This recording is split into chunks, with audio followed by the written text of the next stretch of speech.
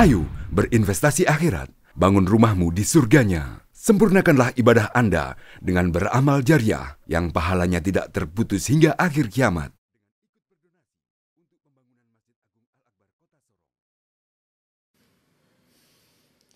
A'udzu billahi minasy syaithanir rajim.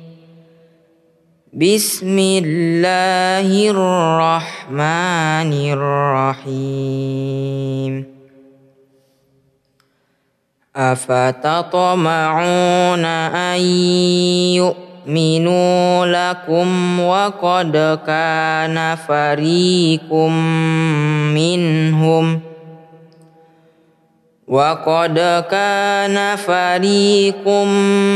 minhum yasma'una kalamallahi thumma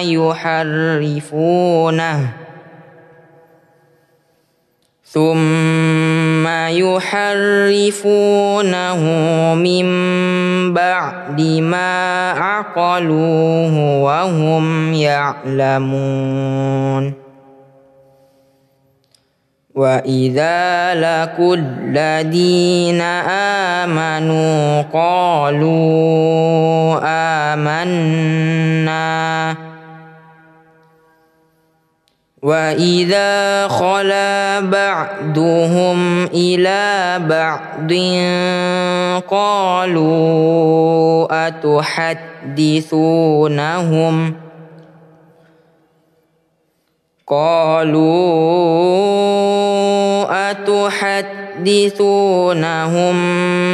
bima fatahallahu alaikum liyuhajjukum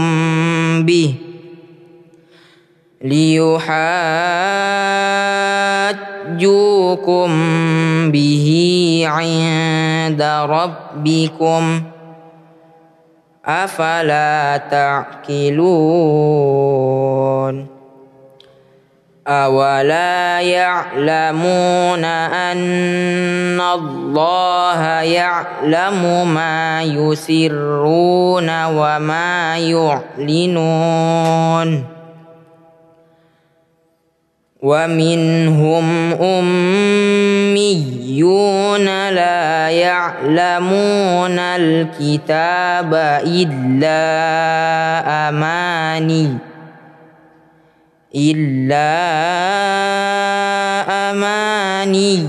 wa inhum illa yazunnun. Sadaqallahul azim.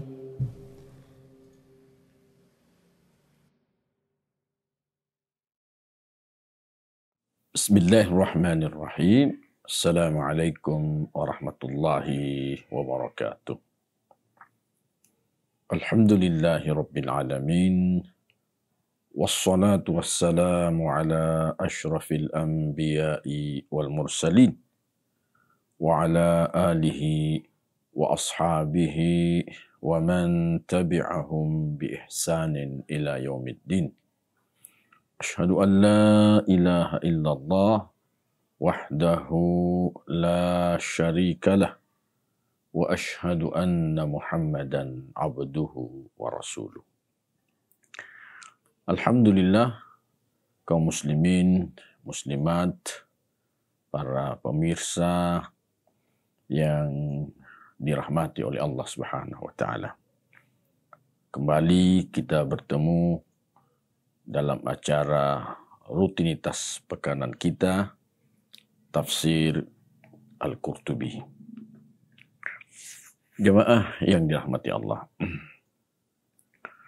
Kali ini kita akan membahas firman Allah Subhanahu wa taala di surah Al-Baqarah ayat 75 sampai dengan ayat 78.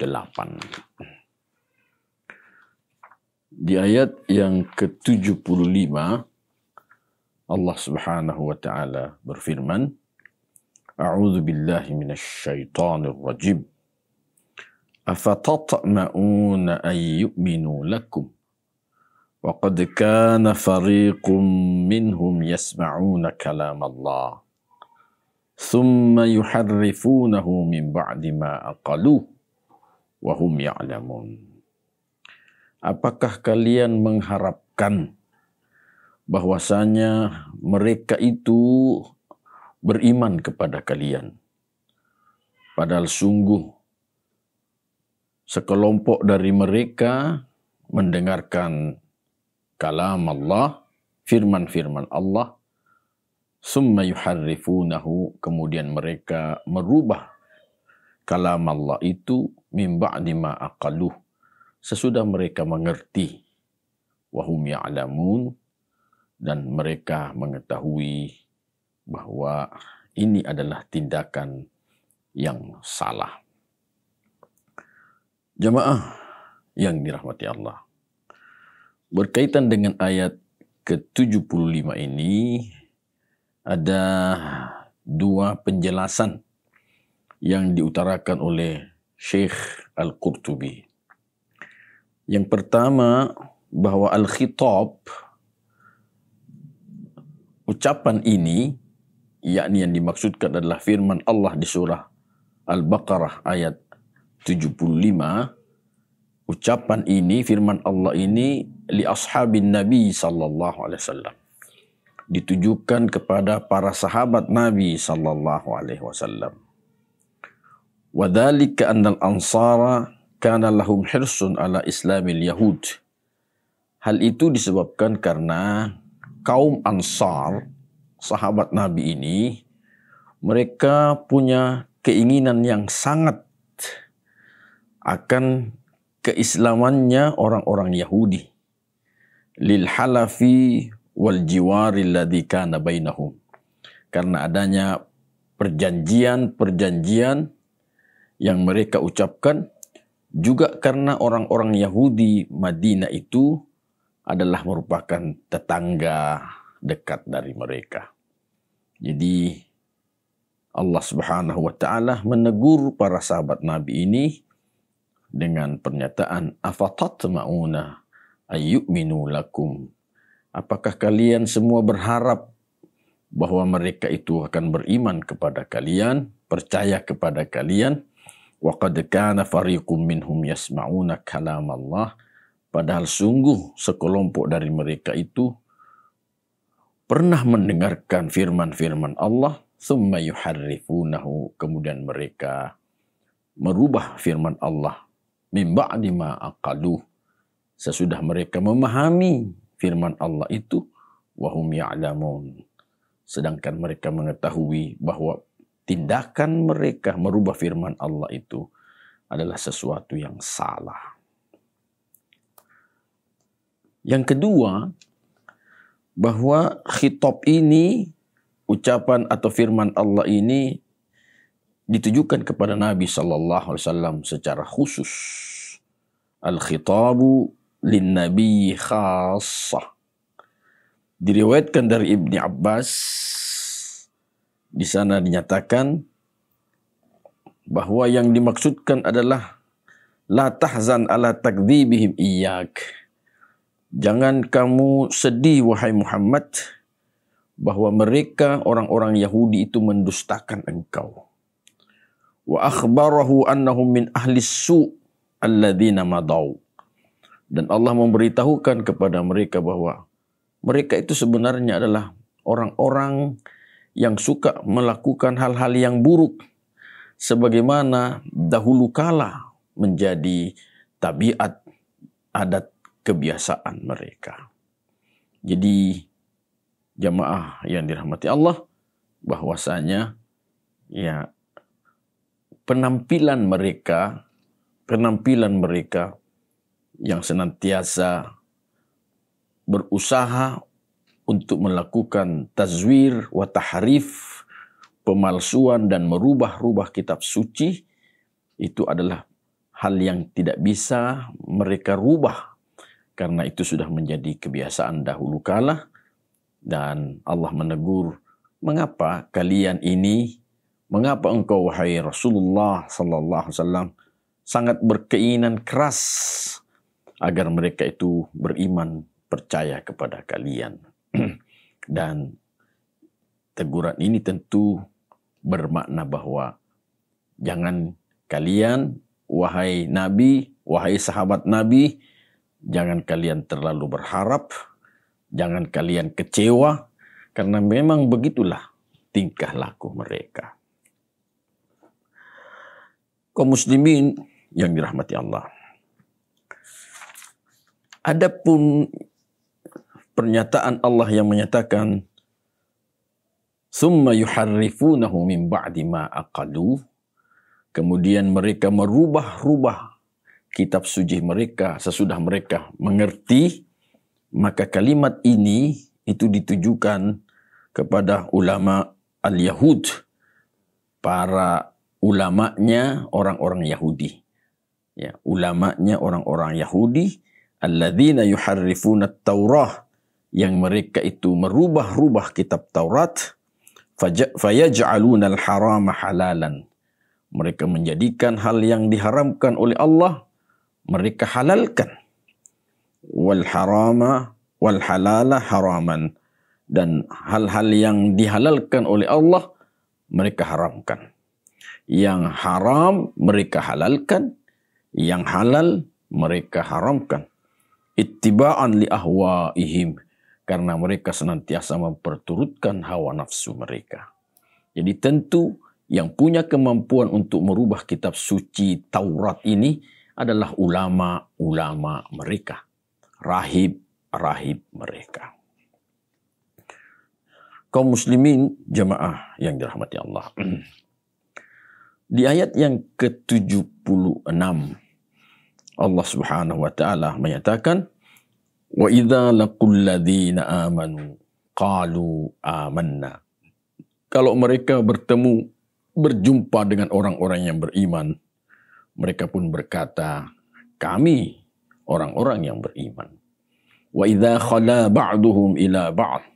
Tetapi apabila sebahagian dari mereka menyendiri dengan sebahagian yang lain, qalu, mereka pun berkata, atuhaddithunahum bima fatahallahu alaikum. Kenapa kalian memberitahukan mereka, orang yang beriman itu, bima fatahallahu alaikum, yang dengan pemberitahuan engkau itu Allah membuka rahasia-rahasia kita. Liuhajjukum bihi inda rabbikum, sehingga mereka nanti akan menghujahi kalian, akan membantah kalian nanti di hari akhirat, di inda rabbikum, di sisi Tuhan kalian. Afala ta'qilun, di mana letaknya akal kalian? Kaum muslimin yang dirahmati Allah.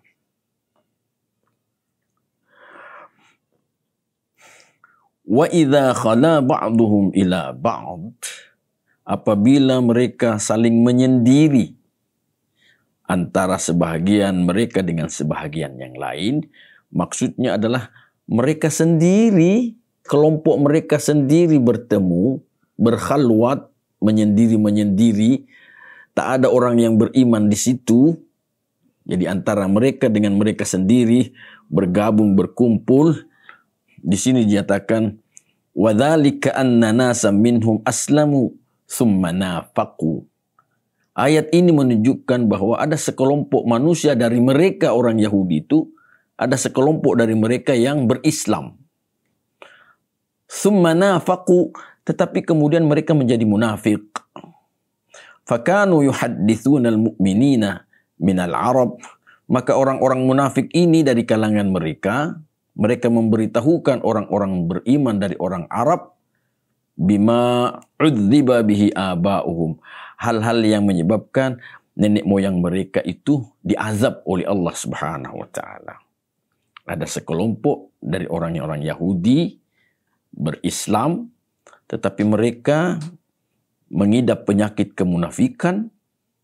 Ketika orang-orang munafik ini bertemu dengan orang-orang Islam yang benar-benar beriman, maka mereka membuka rahasia mereka dahulu kala, rahasia nenek moyang mereka, bahwa nenek moyang mereka dahulu kala itu pernah diazab oleh Allah Subhanahu wa taala disebabkan karena kedurhakaan mereka.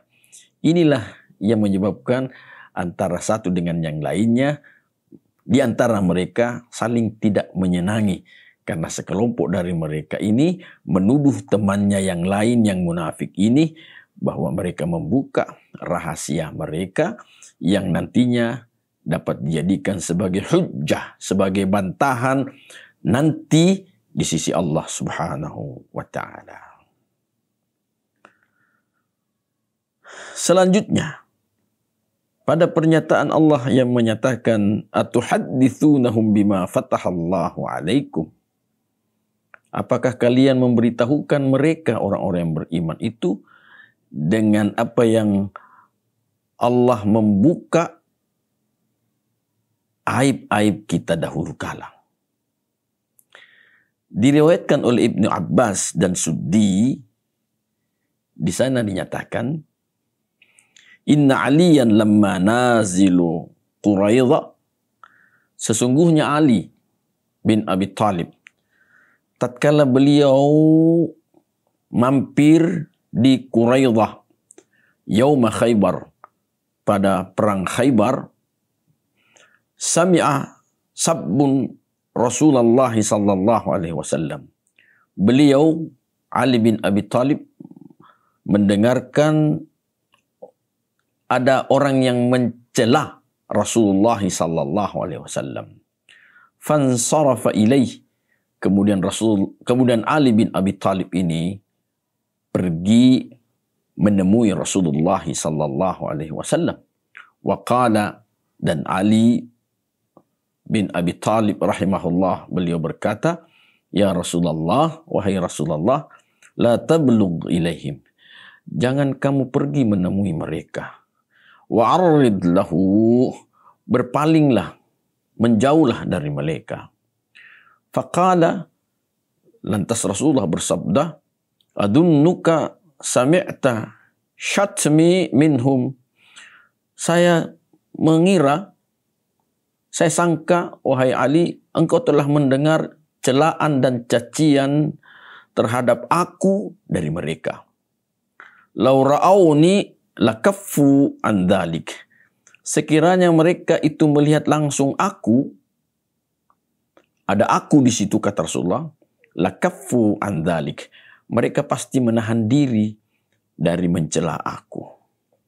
Wa nahadha ilaihim, kemudian Rasulullah bergegas menemui mereka. Falamma ra'auh, maka tatkala Rasulullah sallallahu alaihi wasallam, maka tatkala ra'auh, mereka melihat Rasulullah sallallahu alaihi wasallam, amsaku, mereka menahan diri. Faqala lahum, kemudian Rasulullah bersabda kepada mereka, anqattumul ahda, kalian ini telah membatalkan perjanjian, kalian telah menguraikan perjanjian, ya ikhwatal qiradah wal khanazir, wahai keturunan-keturunan kera dan keturunan-keturunan babi. Jamaah sekalian, bukankah dulu kita sudah menjelaskan bahwa karena kedurhakaan nenek moyang mereka dahulu kala, sehingga ada di antara mereka nenek moyang mereka yang Allah rubah menjadi kera dan Allah rubah menjadi babi. Jadi mereka mencela Rasulullah, kemudian Rasulullah mengingatkan kepada mereka bahwa dengan celaan kamu itu, kalian telah menguraikan, membatalkan perjanjian, wahai anak-anak keturunan kera dan anak-anak keturunan babi. Akhzakumullah, Allah pasti menghinakan kalian. Wa anzala bikum naqmatah, dan Allah akan menurunkan kepada kalian siksanya. Faqalu, lantas mereka berkata, ma kunta jahilan ya Muhammad, wahai Muhammad, kau ini bukan orang bodoh. Fala tajhal alaina, maka jangan kamu berpura-pura bodoh kepada kami. Man haddatsaka bihadza, siapa yang memberitahukan engkau dengan berita-berita bahwa kami ini pernah mencela engkau. Ma kharaja hadzal khabar illa min indina. Berita ini tidak mungkin keluar dan sampai ke telingamu wahai Muhammad kecuali karena berita ini berasal dari kami. Artinya mereka tahu bahwasanya perbuatan mereka mencaci dan mencela Rasulullah SAW itu dari kalangan mereka sendiri. Jamaah yang dirahmati Allah. Inilah yang Allah jelaskan. Wa idza laqul ladzina amanu qalu amanna wa idza khala ba'duhum ila ba'd qalu atuhaddithunahum bima fatahallahu 'alaikum liyuhajjukum bihi 'inda rabbikum. Sehingga sesama mereka sendiri antara mereka dengan mereka menyatakan afala ta'qilun. Di mana letaknya akal kalian yang memberitahukan kepada orang-orang yang beriman keburukan-keburukan kita, kekurangan-kekurangan kita. Kalian beritahukan kepada mereka orang yang beriman itu, dengan mereka tahu, maka mereka akan membuka aib-aib kita nanti di hadapan Allah Subhanahu wa taala. Tetapi Allah menjelaskan, awala ya'lamuna annallaha ya'lamu ma yusirruna wa ma yu'linun. Bukan, apakah mereka tidak mengetahui bahwasanya Allah Maha mengetahui apa yang mereka rahasiakan dan apa yang mereka nampakkan. Jemaah yang dirahmati Allah. Di ayat yang ke-78 Allah Subhanahu wa taala menyatakan wa minhum ummiyun la ya'lamuna al-kitaba illa amani wa inhum illa yadhunnun. Di antara mereka ada yang buta huruf. Di antara mereka ada yang buta huruf, ummi. La ya'lamuna al-kitaba. Mereka tidak mengetahui tulis menulis. Mereka tidak mengetahui Alkitab karena mereka tidak bisa membaca. La ya'lamuna al-kitaba illa amani. Mereka tidak mengetahui Alkitab, kitab mereka, illa amani, kecuali hanya dongeng-dongeng semata. Wa inhum illa yadunnun. Dan tiadalah mereka itu melainkan hanya mengira-ngira saja. Ayat ini menjelaskan bahwa mereka orang-orang Yahudi itu terbagi dua. Ulamanya dan orang-orang bodohnya, orang-orang ummi mereka. Ulamanya merubah-rubah kitab suci mereka, sedangkan ummi, orang-orang yang buta huruf dari mereka itu, orang-orang bodoh mereka itu, dalam beragama mereka hanya mengira-ngira saja, mereka tidak mengetahui yang sebenarnya yang tertera di dalam kitab suci mereka, dan informasi-informasi dari Tuhan, dari Allah Subhanahu wa taala yang ada tertera di dalam kitab suci mereka, itu mereka tuduh sebagai ini cerita-cerita dongeng semata. Jamaah yang dirahmati Allah, Al-Quran menyatakan bahwa dhan, praduga itu, kira-kiraan itu tidak akan mengantarkan seseorang kepada kebenaran hakiki. Karenanya, di dalam beragama, dalam menjalankan syariat, di dalam berakidah, beribadah, tidak boleh mengandalkan dhan. Pengalaman yang Allah paparkan di dalam Al-Quran tentang mereka, Allah nyatakan, iyattabi'una illa dhanna wa inna dhanna la yughni minal haqqi syai'a. Tiada yang mereka ikuti kecuali dhan, praduga. Yang dimaksud praduga di sini adalah satu, perasaan. Yang kedua, pola fikir. Dan Allah menyatakan, wa inna dhanna la yughni minal haqqi syai'a. Padahal dhan, praduga itu tidak bisa mengantarkan seseorang kepada kebenaran hakiki sedikit pun juga. Kita yang mengaku diri beriman, tentu banyak perintah-perintah Allah, larangan-larangan Allah yang sangat diawali dengan keyakinan. Kita harus melakukan perintah Allah dan larangan Allah itu. Perintah Allah kita kerjakan, larangan Allah kita jauhkan, meskipun belum bisa kita cerna dengan akal kita. Jangan sampai perintah Allah Subhanahu wa Ta'ala kita kesampingkan, kita abaikan karena tidak sesuai dengan perasaan. Jangan sampai perintah Allah Subhanahu wa Ta'ala kita kesampingkan disebabkan karena tidak masuk di akal kita. Jamaah yang dirahmati Allah. Saya pribadi pernah menemukan orang yang menurut pandangan mata saya, bahwa orang ini sudah berkemampuan dari sisi finansial untuk menunaikan ibadah haji. Ketika saya tanyakan, Pak, mengapa Bapak belum berminat untuk beribadah haji? Padahal kemampuan ekonomi Bapak sudah sangat berlebih. Apa jawab orang itu?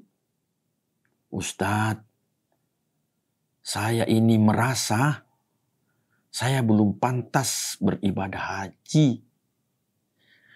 Karena saya ini masih sering melakukan hal-hal yang dilarang di dalam agama.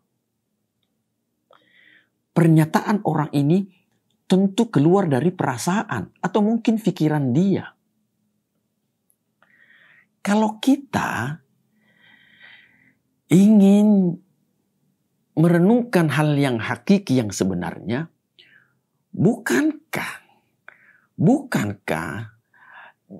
dia ingin menjadi orang baik? Bukankah dia ingin menjadi orang soleh? Karena persyaratan mutlak untuk bisa mendapatkan kebahagiaan, persyaratan mutlak untuk bisa memasuki surganya Allah kelak nanti, tentu dia harus menjadi orang baik dan orang saleh. Lantas karena takut menjadi orang baik dan takut menjadi orang saleh, kemudian dia belum mau menunaikan ibadah haji, ini tentu problematika besar, persoalan besar. Ya. Ada lagi kasus yang lain yang saya temukan, bahwa ada orang yang juga saya ajak dan saya ingatkan untuk berhaji, karena dari sisi finansial sekali lagi dia sebenarnya sudah berkemampuan. Tapi jawabnya adalah bahwa dia masih punya usaha-usaha yang masih membutuhkan modal yang besar. Jadi dikesampingkan semangat untuk menunaikan ibadah haji dan mendahulukan semangatnya untuk melanjutkan usahanya tadi, mengembangkan usahanya.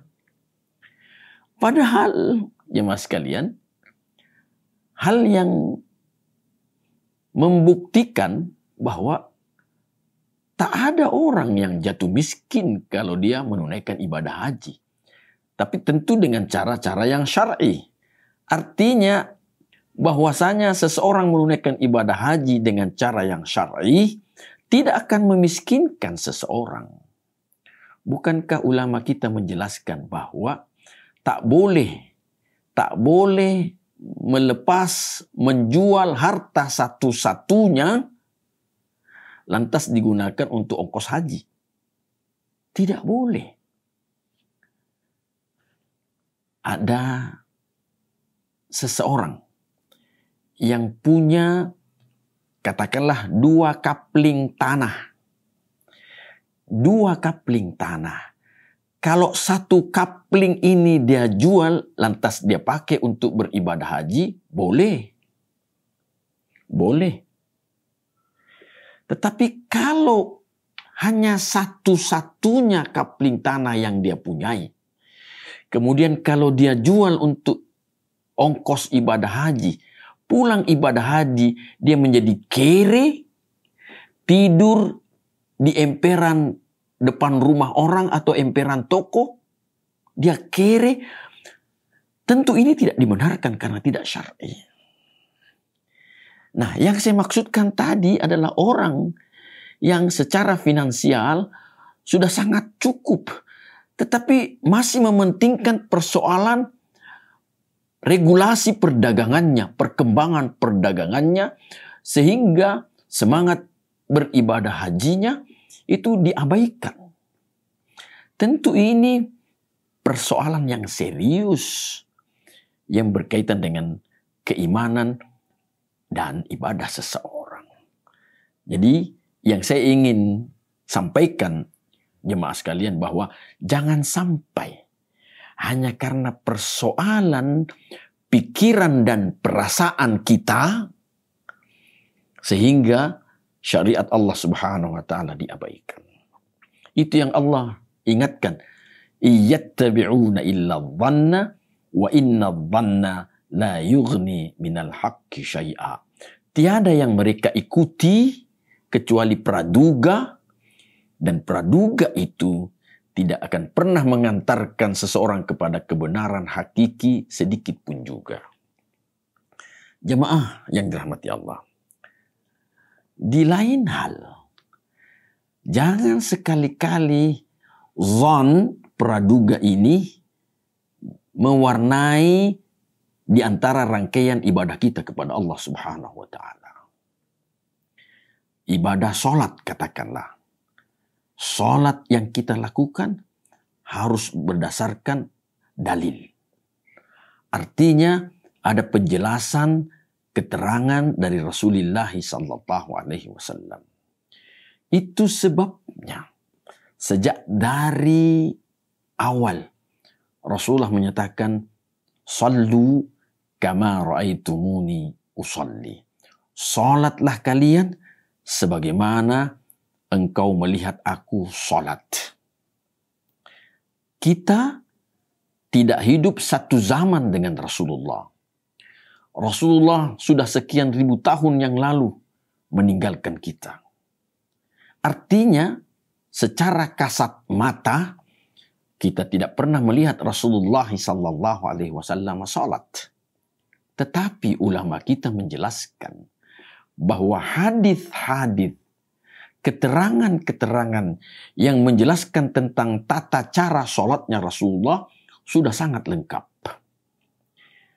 Itu juga bermakna bahwa meskipun kita tidak melihat secara langsung kaifiat atau tata cara salatnya Rasulullah sallallahu alaihi wasallam, tetapi dengan membaca dan memahami hadis-hadis tentang tata caranya Rasulullah salat dan kita praktekkan dalam salat kita, maka itu sama ya dengan kita melihat Rasulullah, sahabat melihat langsung Rasulullah sallallahu alaihi wasallam salat. Artinya kita sudah mengamalkan apa yang Rasulullah nyatakan, sallu kama ra'aitumuni usalli. Dalam pernyataan yang lain Rasulullah menyatakan, man amila amalan laisa alaihi amruna fahuwa raddun. Siapa yang melakukan amalan yang tidak ada tuntunan, tidak ada contoh dari kami, kata Rasulullah, maka sungguh amalan itu tertolak. Jadi jamaah yang dirahmati Allah, sekali lagi, seluruh rangkaian ibadah mahdhah kita harus sesuai dengan tuntunan contoh Rasulullah sallallahu alaihi wasallam. Jangan sama sekali masuk unsur perasaan, unsur fikiran dalam rangkaian ibadah kita kepada Allah Subhanahu wa taala. Jangan sama sekali. Karena tentu ibadah yang dilakukan akan tertolak di sisi Allah Subhanahu wa taala. Bukankah pernah kita melihat atau mungkin kita mendengar dahulu kala ada saudara kita yang sholatnya pakai bahasa Indonesia. Ketika diwawancarai oleh reporter, salah seorang dari mereka mengatakan, kami ini tidak mengerti bahasa Arab. Sedangkan yang diinginkan oleh Allah adalah sholat yang khusyuk.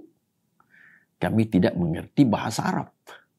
Maka kami pakai bahasa Indonesia supaya kami mengerti. Dengan kami mengerti, maka kami bisa khusyuk. Ini zan. Ini zan. Perasaan dan pikiran. Tetapi tidak sesuai tuntunan. Maka tentu ibadah ini tidak akan diterima oleh Allah Subhanahu wa taala. Malah ini orang sesat dan menyesatkan.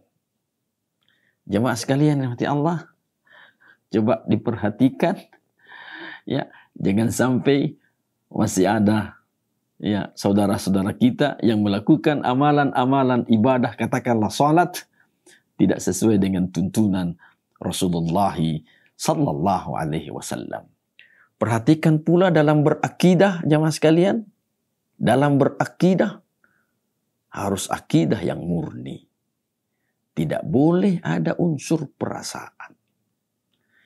Ada upaya dahulu kala yang dilakukan oleh ulama-ulama kita, yaitu pembersihan yang mereka istilahkan dengan taklid, bid'ah, dan khurafat.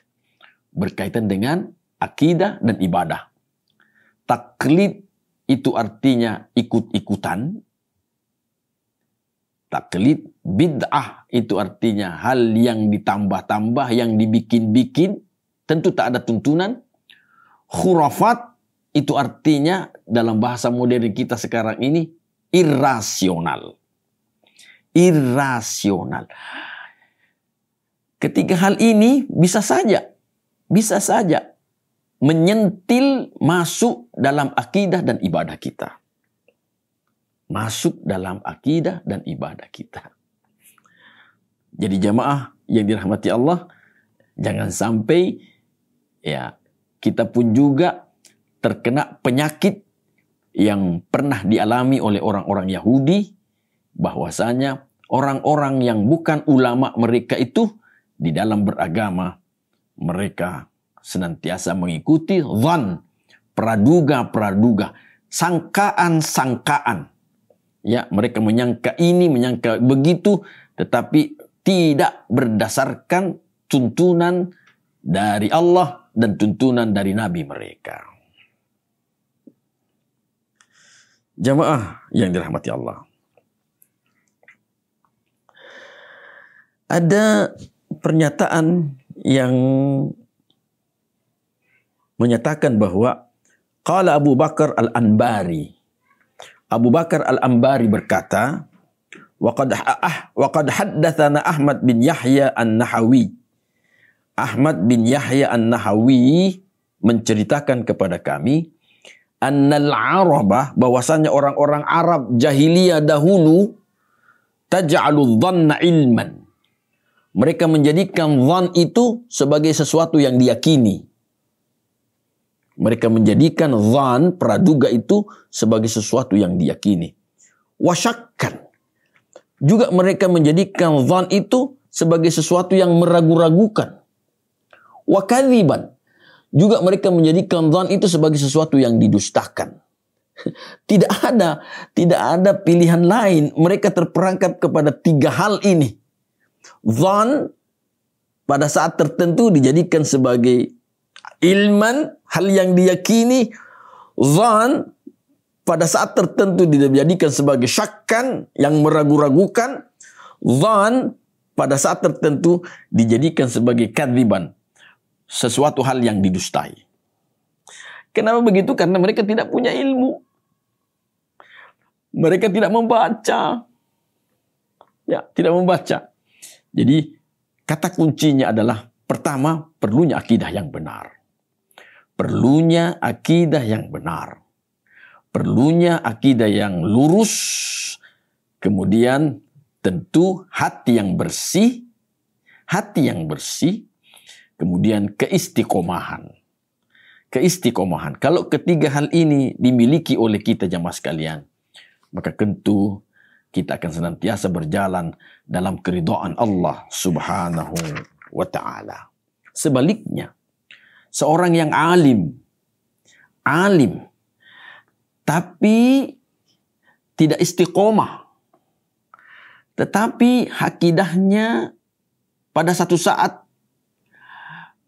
tidak bersih, maka ada kemungkinan sang alim ini bisa merubah-rubah agama, bisa menjual-jual ayat-ayat Allah Subhanahu wa ta'ala, sehingga terjadi penzaliman terhadap orang lain.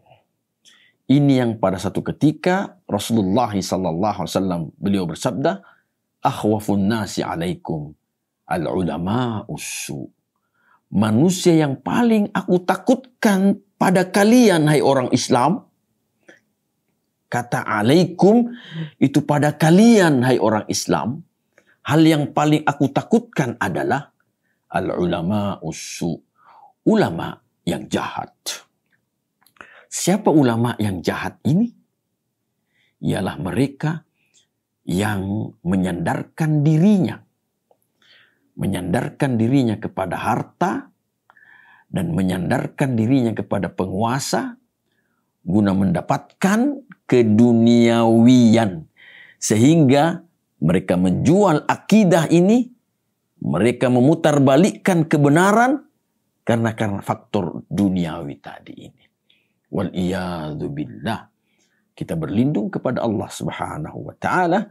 Ya, mudah-mudahan kita tidak termasuk orang-orang yang terpengaruhi oleh hal-hal yang menyesatkan tadi. Padahal dalam keyakinan yang benar kita, seperti yang dinyatakan oleh Rasulullah SAW, al-ulama'u warathatul anbiya. Ulama itu adalah pewaris para nabi. Nabi sudah jelas misinya. Nabi sudah jelas kualitasnya.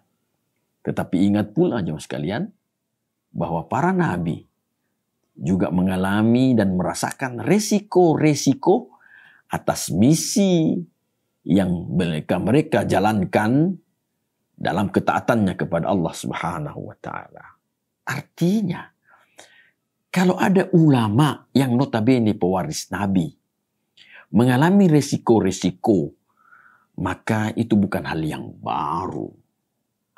Bukan hal yang baru. Tetapi kita semua yakin bahwa ulama yang lurus, ulama pewaris nabi, senantiasa bergembira dalam menjalankan misi mereka dengan segala risiko yang mereka rasakan. Mari jemaah sekalian, kita menggabungkan diri pada ulama-ulama yang bersih hatinya. Ulama-ulama yang mengantarkan kita semua kepada keridhaan Allah Subhanahu wa ta'ala. Kedekatan, semakin dekatnya kita kepada Allah Subhanahu wa ta'ala. Tak boleh kita menjadi ummi, menjadi ummi tidak boleh. Kita buta huruf, tak mau tahu dengan perkembangan buruk di lingkungan kita, tak tahu membaca kondisi dan keadaan di lingkungan kita, itu karena kita tidak mau tahu, tidak punya kepedulian. Padahal di sisi lain kita dituntut untuk senantiasa beramar ma'ruf, bernahi mungkar. Sekecil apapun, sesedikit apapun pengetahuan kita, tetapi yakin Allah memberikan kepada kita fitrah, nurani yang bersih. Meskipun seseorang memiliki pengetahuan yang kurang, tetapi tetap dia punya nurani, sehingga nuraninya ini senantiasa gelisah, tak tenang jika ada kemaksiatan-kemaksiatan yang terjadi di depan matanya, di dalam kehidupan lingkungannya. Semoga Allah Subhanahu wa ta'ala senantiasa memelihara kita senantiasa meneguhkan langkah-langkah kita untuk senantiasa menapak di atas siratal mustaqim. Sebagaimana yang Rasulullah pernah bacakan firman Allah dibacakan kepada sahabat. Beliau membacakan firman Allah yang menyatakan, wa anna hadha sirati mustaqiman fattabi'uh wa la tattabi'us subula fatafarraqa bikum an sabilih. Dan sesungguhnya inilah jalanku yang lurus. Fattabi'uh, maka ikutilah kalian jalan yang lurus ini. Wala tattabi'us subula. Jangan ikuti jalan-jalan yang lain yang bengkok ke kiri, bengkok ke kanan. Fatafarraqa bikum an sabilih. Maka kalian akan bercerai-berai dari jalan yang lurus yang diridhai oleh Allah Subhanahu wa taala. Semoga Allah senantiasa memberi hidayah, taufik dan inayahnya kepada kita semua. Hadanallahu wa iyyakum ajma'in. Assalamualaikum warahmatullahi wabarakatuh. Ayo dukung media dakwah Masjid Agung Al-Akbar dengan ikut berdonasi pengadaan alat multimedia dan operasional dakwah. Usia boleh terputus, pahala jariah mengalir terus.